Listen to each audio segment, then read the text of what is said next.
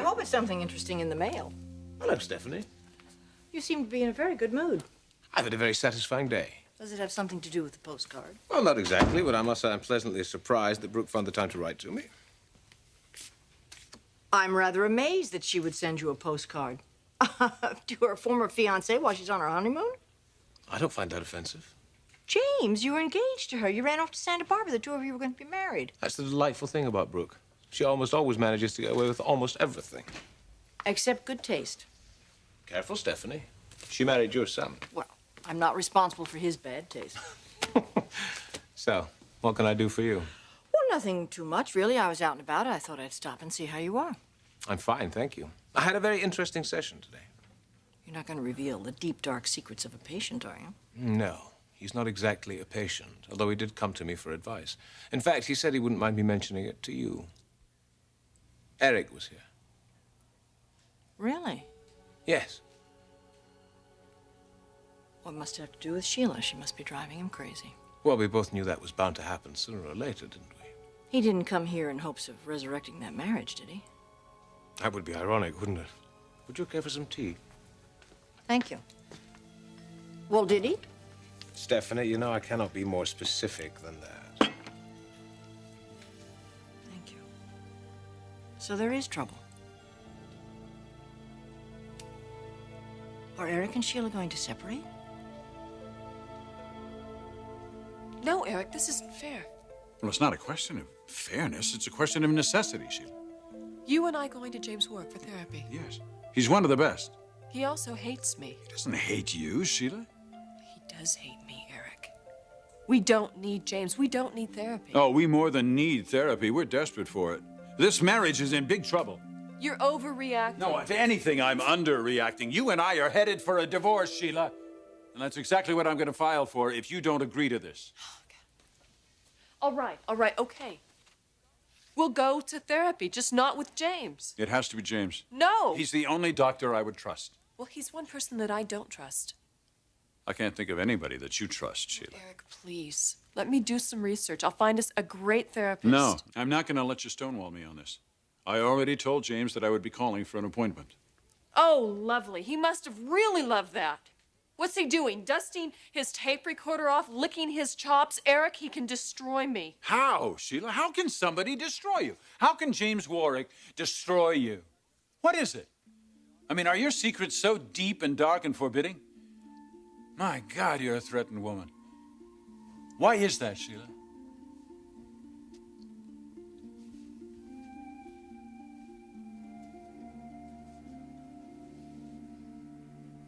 I will not go to James Warwick for therapy under any circumstance. I won't do it.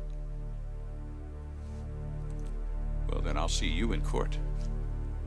Because I'm divorcing you, Sheila.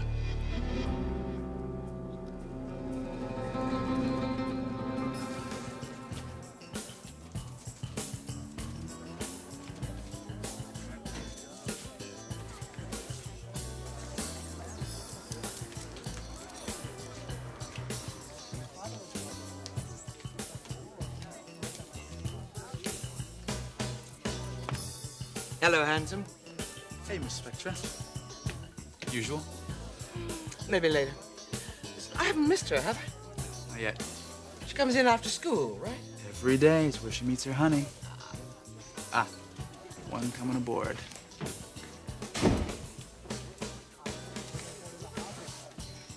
Hey, listen then, honey, maybe I will have my usual after all. Double espresso. Big cup. Make it a double. I'm gonna need my wits about me to accomplish what I have to today.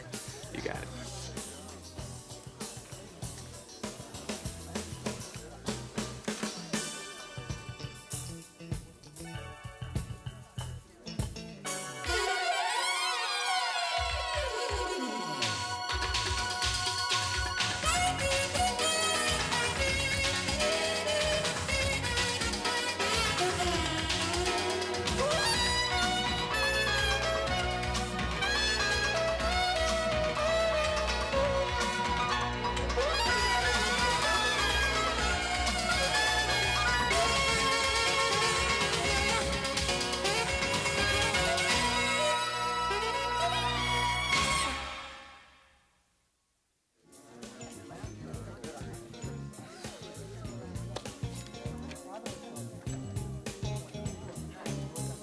I never liked algebra either.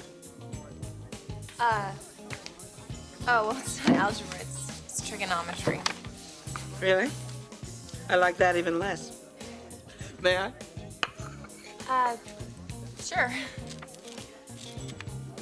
Jessica, right? Right. Well, you remember me. I'm Sally Spectra. Yeah, I remember you.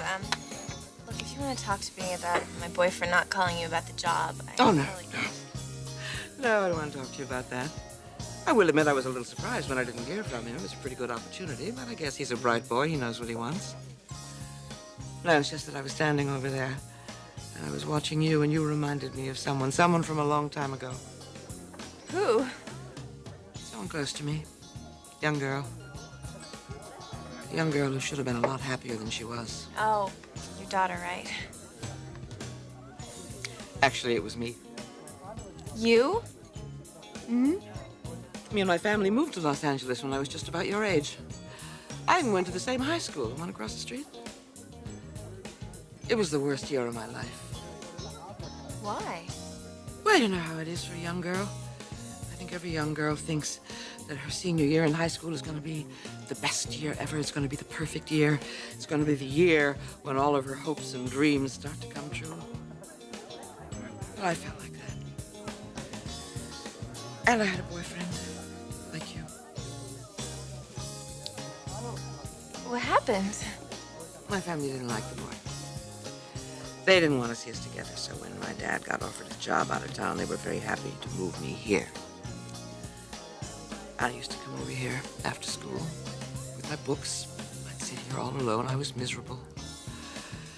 I was worse than miserable. I wanted to die. I thought I wanted to die because I missed that boy so much. Oh, God, that must have been horrible for you. But I'm sure you got over him eventually, right?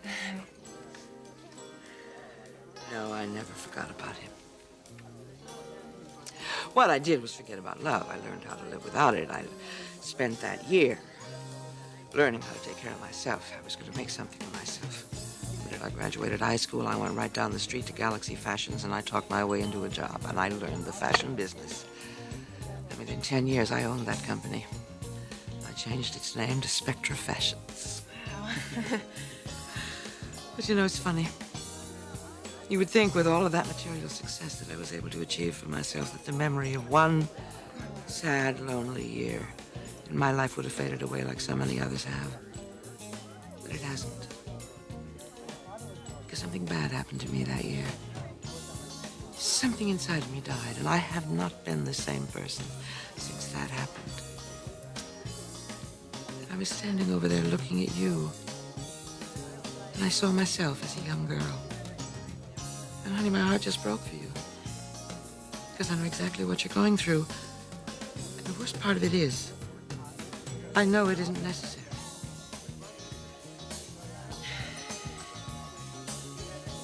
So the clouds are beginning to part? You've had a tough time of it lately. Well, no, it's just, my niece Jessica. She's acting it out, as you would say. You want to talk about it? Maybe at some point, but not today. I promised myself that I wasn't going to get into anything negative. Ah, you're taking a mental health holiday. Everybody needs one of those every once in a while. I suppose so. Most especially Eric. Well, maybe he'll have one before too long. The only way that would happen is if Sheila were out of his life. Like I said, maybe he'll have one before too long. Did he say that he was going to separate from her? I can only tell you this. It would not surprise me, not one iota, if Eric filed for divorce before the end of the week.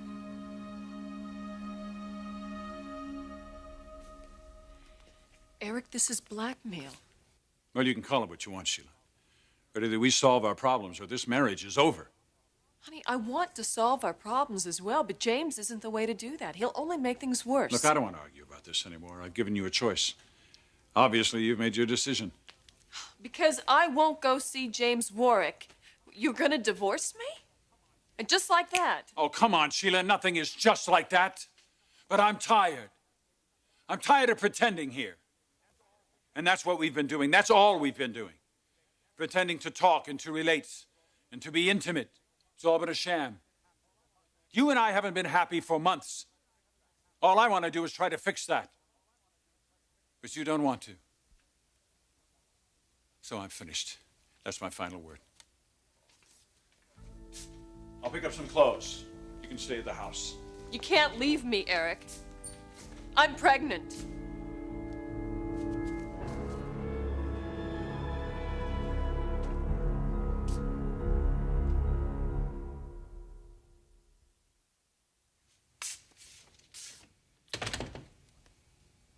You what? I was going to tell you tonight. You're pregnant? Yes.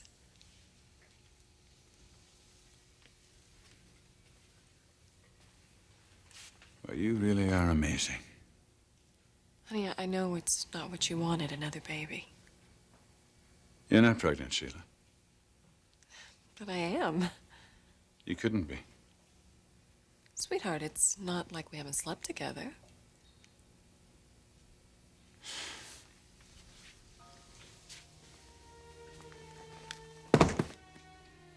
You're really going to stay with it? When we both know this isn't true.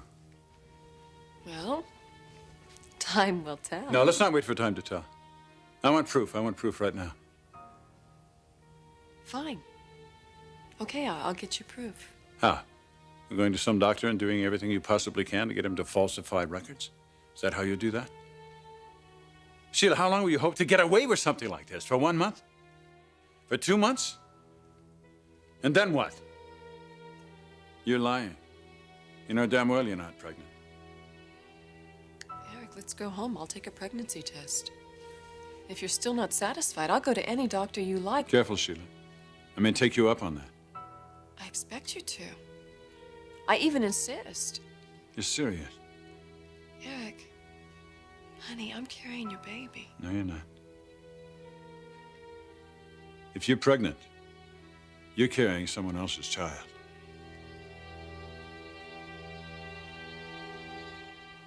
You really think that he might file for divorce? This time you can count on it. Eric is at the end of his rope with Sheila. She always manages somehow to hang on. She always comes up with something. Not this time. You see, your ex-husband has come to some frightening realizations about his marriage. He's come face to face with the source of his problems, and it's his wife. There's no way he can ever ignore that again. So you really think there's some hope? You think it's possible that this charade has played itself out? It's more than possible. It's more than likely, Stephanie. It's inevitable.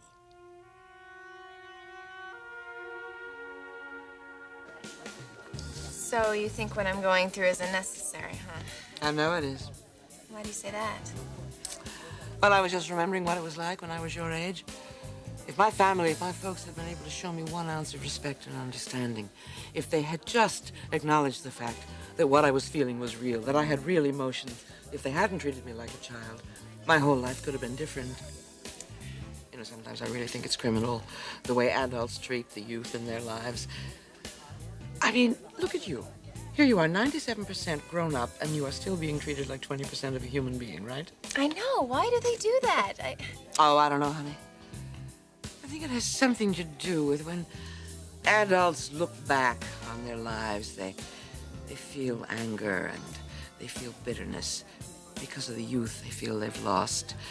Maybe it's understandable that they try to control the youth of their children. Sometimes even their nieces. Well, I'm not going to let them do that. I just won't. No, you shouldn't. But you have to know when and where to fight them, Jessica. Well, you can't fight them on their battlegrounds because you'll lose. They have all the weapons. They have all the power. So what do you think I should do? Well, you have to change your thinking. You have to start thinking for yourself. You have to make new friends, friends of your own. You have to focus your life in that direction. I guess what I'm saying is you've got to cut the apron strings. Yeah, but how can I do that? I mean, I depend on them for my house and for money. You have to stop being so dependent. For one thing, you could look for a part-time job. That'd help. And your boyfriend, Dylan, he's got to look for a new job, too. A job with a future like the one I talked to him about at Spectra. Oh, come on, honey, I don't think I have to tell you what to do. I think you know in your heart what you have to do. But I will say this. here for you. My place of business is right around the corner. My door is always open if you need to talk. It's always open, Jessica. Hey, Jesse.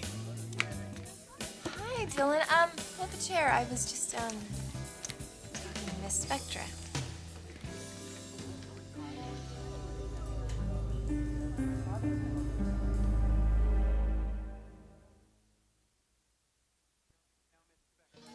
Now, Miss Spectra, I hope you haven't been pressuring Jessica here about that job. No, we haven't even mentioned that job, which, by the way, is just about to be filled. It is. Yes. Yes, I'm going to be interviewing the last couple of people this afternoon, then I have to come to a decision. So if you are interested, you have to move quickly. Well, look, 3 is definitely a crowd, and I know this is your time together. So I will get back to work. You just remember what I said to you, Jessica, okay? Oh, what did you say to her? Oh, I'm sure she'll fill you in. And in the meantime, I want you two to take good care of each other. I think you're a terrific young couple. And I'm just sorry that you're going through what you have to go through. Okay? Now you know where you can find me. Oh, and listen. The cappuccino is on me. Have whatever you want. Bye-bye.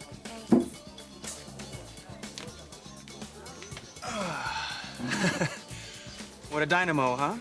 Yeah, she's pretty wonderful. Yeah, we could really use a friend like her. Like her? Sally Spectra? Yeah, well, she really understands what we're going through. What exactly did you tell her? I didn't tell her anything. She's just very intuitive, and well, it just happens that she's been through a similar situation, and she really understands. You know, it's so refreshing to actually find an adult who can actually empathize with us. I wonder whether she really is going to fill that job position. I don't know, but I really think you should go for it, Dylan. Working at Spectra sure isn't going to win many friends in your household. Why should we be so concerned with winning friendships? I mean, they're just trying to break us apart anyway. Dylan, I think we need to realize that nobody's gonna help us out and we're on our own here. But we can make it, we really can. With friends like Sally, we're gonna be okay. I just know it. I do. You believe that, don't you? Of course I believe it. You know I do.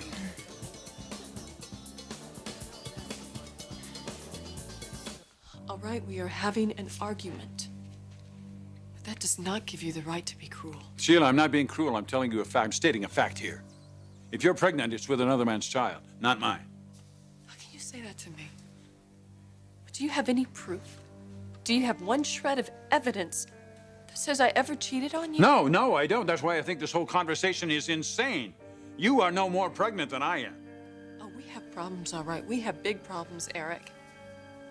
That you can sit there and say that I'm lying to you. And on top of that, that I have been unfaithful sexually. You say it with such conviction, not even with a question. There is no question, Sheila. I know it's the truth. Now, either you're lying to me about being pregnant or you've been unfaithful to me. Now, which is it, Sheila? Damn it. Which is it? Look, if you want to be spiteful and cruel, that's fine, but I don't have to sit here and... No, we haven't settled this. Now, either you and I get therapy with Warwick or this marriage is over. Now, which is it?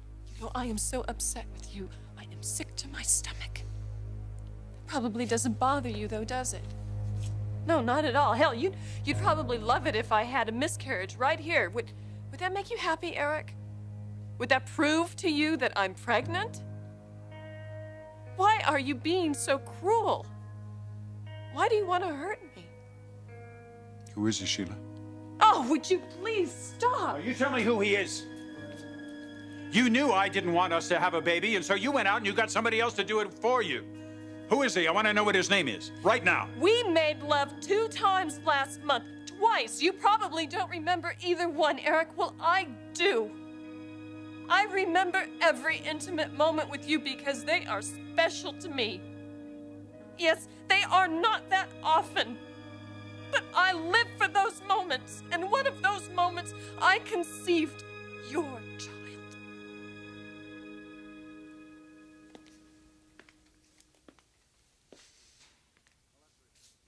Well, that's very touching, Sheila. But that's not the way it happened. Because I could not have given you a child. I've had a vasectomy. A vasectomy, Sheila. Now you tell me just who the hell the father of this baby is.